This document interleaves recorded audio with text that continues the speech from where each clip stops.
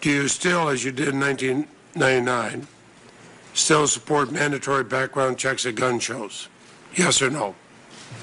We supported the National Instant Check system on dealers. We were here when Senator Birchby, one of your colleagues, held the hearings in terms of who would be a dealer and who would be required to have a license. If you did it for livelihood and profit, yes. If you were a hobbyist, let's make it easier, though. I'm talking about gun shows. Should we have mandatory background checks at gun shows for sales of weapons? If you're a dealer, that's already the law. If you're talking... That's not my question. Please, Ms. LaPierre, I'm not trying to play games here, but if you could, it'd help everything. Just answer my question. Senator, I do not believe the way the law is working now, unfortunately, that it does any good to extend the law to private sales between hobbyists and collectors. Okay, so you do not support mandatory background checks in all instances of gun shows?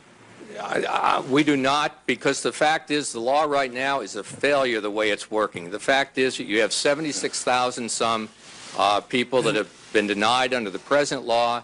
Okay. Only 44 were prosecuted.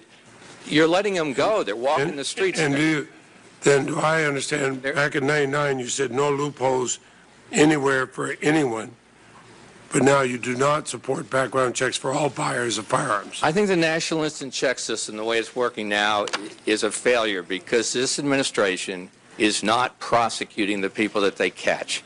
They're not, 23 states are not even putting the mental records of those adjudicated mentally incompetent into the system. Now, to assume that if you don't prosecute and they try to buy a gun, even if you catch them and you let them walk away, to assume they're not going to get a gun, they're criminals, they're homicidal maniacs, and they're mentally ill.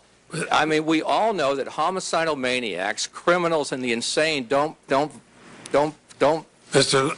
by the law. LaPierre, my time is up.